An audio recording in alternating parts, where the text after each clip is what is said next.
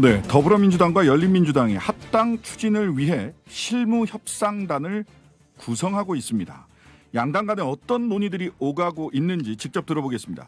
열린민주당 최광욱 대표 전화로 연결돼 있습니다. 대표님 안녕하세요. 네, 안녕하십니까. 네, 오늘 더불어민주당이 열린민주당과의 합당을 공식적으로 알렸습니다. 딱 일주일 전까지만 해도 상상 같은 이야기다라고만 언급하셨는데 전격 합당을 추진하게 된 계기가 무엇인가요? 그간에 더불어민주당에서 여러 논의가 많았다는 보도를 통해서 저도 간접적으로 듣고 있을 뿐이었고, 네네. 그전에도 이제 이런 합당에 관한 질문이 언론을 통해서 제기될 때마다 네. 더불어민주당으로부터 공식적인 제안을 받은 바 없다라는 말씀을 제가 반복해서 드릴 수밖에 없었는데요. 그러셨죠. 예. 예, 이제 어제 오후 늦게 네. 제가 어제 이제 법사위에 예산 심사가 있어가지고요. 네. 회의가 좀 늦게 끝났는데 오후 늦게쯤에 송영길 대표님으로부터 전화를 받았고, 대표가 직접 전화를 하셨다. 예. 네네, 전화를 통해서 공식적으로 합당 논의에 착수하고 싶다. 네. 당 대표로서 그 우상호 의원을 협상단장으로 해서 네. 합당을 추진하고자 하는데 네. 그 뭐 괜찮겠느냐 이런 취지의 말씀을 주셔서. 네. 아니 뭐 공식적인 제안을 하셨으니 네. 저희도 공식적으로 논의하는 절차에 들어가겠다 이렇게 답을 드린 것이고요. 네. 당연히 이제 그 전부터 많은 분들이 그 궁금해하셨고 또 네. 공식적인 그 문제에 대한 공식적인 제안이 또 대선을 앞두고 왔기 때문에 네. 저희도 오늘 이제 최고위원회를 통해서 공식적인 논의를 시작했습니다. 네. 그 김성회 대변인이 네. 잠시 전 국회 소통관에서 브리핑한 내용을 보면 오늘 오후 3시부터 긴급 최고위원회를 온라인으로 소집해서 1시간 동안 관련 논의를 이어갔다라고 네. 이야기를 운을 떼고 내용을 쭉 브리핑을 했는데 오늘 그 긴급 최고위원회 온라인 긴급 최고위원회 결정 사항이 뭔가요? 예, 우리 대변인께서 브리핑을 통해서 알리셨지만 협상단 구성에 대해서 말씀을 드렸고요. 네. 협상단장은 이제 정봉주 전 의원께서 맡기로 하셨고, 그다음에 저희가 이제 최고위원회에서 제가 말씀드린 거는 이제 그간의 논의 경과에 대해서 역시 우리 최고위원님들도 정보를 함께 공유하셔야 되기 때문에 네. 어제 있었던 상황들을 제가 상세하게 말씀을 드렸고요. 네네. 그 말씀드린 내용은 방금 전에 사회자께 제가 설명드린 바와 같고, 네. 그리고 우리가 이제 그 언론은 사실 이 문제를 이제 정치적으로 계속 바라보시기 때문에 마치 합당이 당연히 성사된 것처럼 전제하고 이제 보도를 앞서 나가는 언론들이 또 일부 있어서 이미 다 합당은 됐고 이게 정치적 효과가 어떤가 이런 거 얘기하고 있더라고요, 언론에서는. 글쎄 말씀입니다. 너무 성급하시더라고요. 그래서 네. 당연히 이제 당원들께도 알려서 또 설명을 드려야 되는 절차가 있고, 그렇죠. 저희는 최종 의사결정을 이제 전당원 투표로 하도록 돼 있기 때문에 네네. 그에 관련한 일정, 뭐 절차, 또 내용 이런 것들을 좀 논의를 했고요. 그것들은 이제 협상 과정에서 차차 짚어가면서 이제 확인을 해야 될 것 같습니다. 오늘 그 김성회 대변인 브리핑 내용을 보면 합당을 전제로 해서 협상을 추진하는 것이 아니라 합당 여부를 논의할, 민주당과 합당 여부를 논의할 협상단을 구성한 것이 공식 결정이다. 예. 요렇게 당연히 그래야 되지 얘기를 않겠습니까? 합당하고자 하는 뜻을 밝히면서 더불어민주당의 대표께서 제안을 해주셨고, 네. 그러면 그 제안에 대해서 저희도 응할 것인지를 논의해서 일단은 협상을 하자. 네. 그리고 그 협상 과정에서 이제 어떤 결매를 맺느냐에 따라서 보다 더 발전적인 합당이 있을 수도 있고, 또 네. 그런 과정에서 퇴행이 있다면 네. 그런 어떤 발전적이지 못한 합당은 또 바람직한 게 아니기 때문에 네. 그런 부분들에 관한 논의가 이제 시작된 것이지, 예. 당연히 합당을 전제로 뭐 세부적인 논의를 시작한다 이런 의미로 지금 일부 언론이 받아들이고 또 그렇게 보도하는 경우가 있어서 그거를 네. 분명히 하고자 대변인께서 아마 그렇게 표현하지 않았나 싶습니다. 네. 그 협상 단장으로 정봉주 전 의원 그리고 브리핑 내용에 따르면 협상 단원으로 황희석, 안원구, 김의겸 세 분이 포함이 된 것, 이렇게 해서 협상단은 4명인 건가요? 그렇습니다. 네. 네.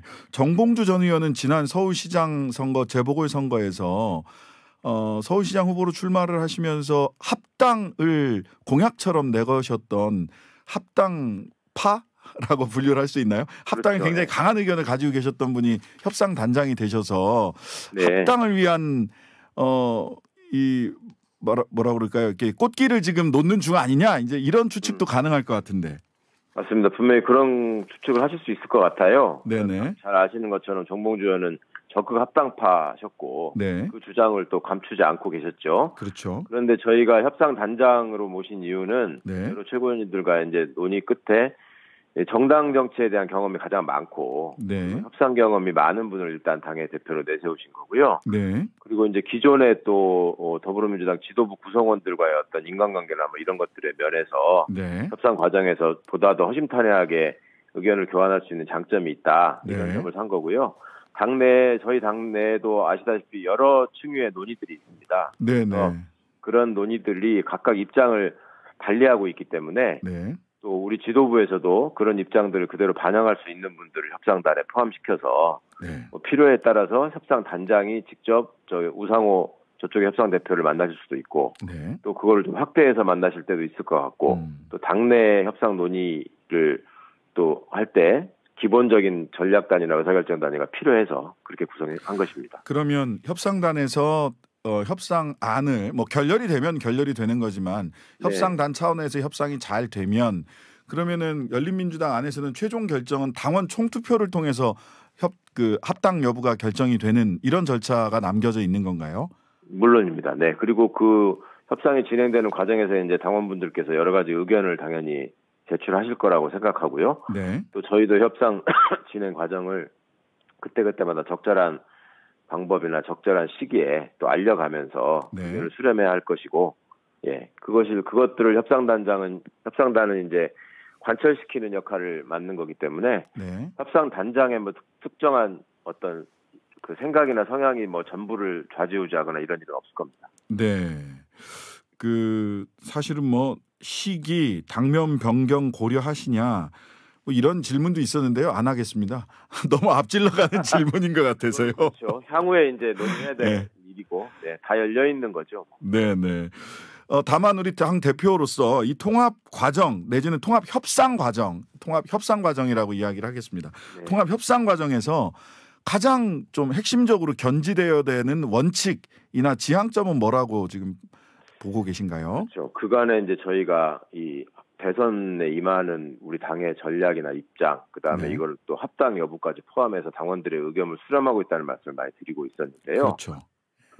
주로 이제 말씀하시는 의견들이 열린민주당의 창당 정신으로 내세웠던 열린민주주의, 그다음에 정치개혁의 여러 과제들, 그다음에 권력기관 개혁, 언론 개혁, 또 기타 여러 사회제 분야에 대한 어떤 개혁 과제들 이런 것들이 합당을 통해서 더 힘을 받고 제대로 구현되고 관철될 수 있다면 합당을 해야 할 것이나 그것이 오히려 희석되고 어떤 더불어민주당의 구태에 흡수된다면 합당은 불필요하다라는 의견들을 많이 주셨습니다. 그러니까 그런 당원들의 뜻을 이제 최대한 받들려면 우리가 이런 합당을 통해서 우리 사회를 얼마나 더 발전시키고 또 얼마나 개혁해내고 또 최종적으로는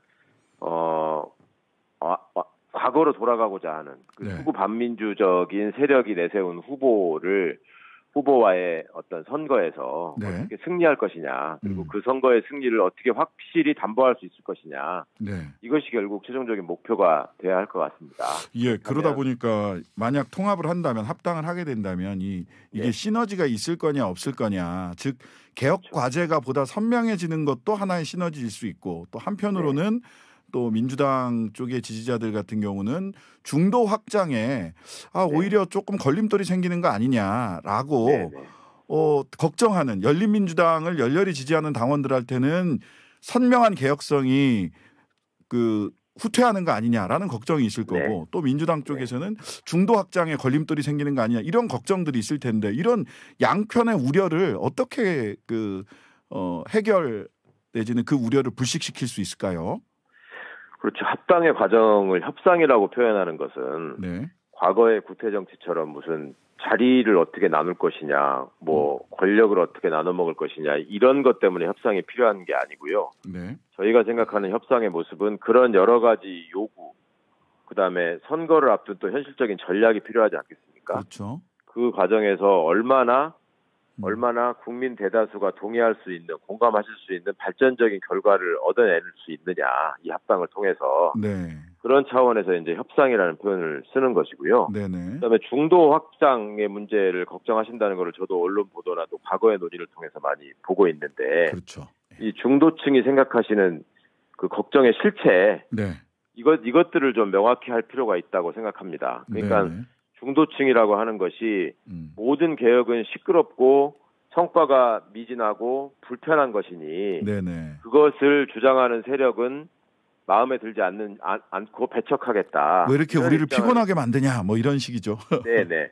그런 입장을 갖고 계시는 것만은 아닌 것 같거든요. 그러니까 양측에서 제시하고 있는 어떤 한국 사회를 위한 대안이라고 하는 것이 네. 얼마나 나에게 현실적이고 실질적이고 설득력 있게 다가오느냐, 네네. 그것이 내 개인의 삶에 어떤 영향을 미치느냐, 이런 점들을 설득해 나간다면 충분히 지금 현 시점에서 필요한 개혁 과제들에 대한 동의를 구할 수 있을 것이라고 생각하고, 또 다른 한편으로 개혁을 통한 어떤 정치 효능감, 네. 그러니까 내가 체감할 수 있는 나한테 도움이 되는 정치, 또 나에게 도움이 되는 대선 후보, 네네. 나한테 도움이 되는 정치 발전, 뭐 이런 것들을 구해낼 수 있다면 굳이 그거를 개혁이라는 이름을 배관시하면서 중도층에 어필할 수 없다라고 얘기하는 것이 오히려 간견이 아닌가, 저는 그렇게 생각합니다. 네, 어쨌든 당 대표로서 굉장히 어려운 과제를 어찌 보면 두 마리 토끼 같기도 하고요. 어찌 보면 현실적인 개혁을 현실화시킬 수 있는 방안을 어떻게 찾을 거냐라고 하는 굉장히 포지티브한 방식이 될 수도 있겠고, 한편으로는 또 양쪽 누구도 만족시킬 수 없는 이 두 마리 토끼 쫓는 일이 될 수도 있겠다 싶어서 대표님이 굉장히 좀 의미 있지만 어려운 과제를 손에 받아드셨다라는 생각을 하게 됩니다. 네네. 뭐 과분한 과제지만 열심히 해보겠습니다. 이게 대선이라고 하는 것은 미래에 대한 희망을 당연히 전제로 해야 되는 것이고, 네네. 그리고 이제 그 희망이라고 하는 것이 당연히 역사의 발전을 기대하는 것인데, 그것을 퇴행시키고자 하는 후보가 나타났기 때문에 현실적인 위기의식도 지금 상당히 있는 것 같습니다. 그러니까 그런 위기의식을 기반으로 해서 그 위기의식이 그냥 위기의식으로 머물지 않고 보다 건강하고 발전적인 성과를 이루어내기 위해서 이 합당이 의미 있는 성과물을 협상 과정에서 만들어내야 된다. 그것이 합당의 전제이고 결과물로 국민들께 어필할 수 있어야지만 이 합당이 의미가 있는 것이지, 그렇지 않고 정치인들끼리의 어떤 구태를 반복하는 협상이라고 한다면 그거는 당연히 중단돼야 될 것이고, 그런 합당은 의미가 없는 거라는 점, 그런 점들을 깊이 새기고 있습니다.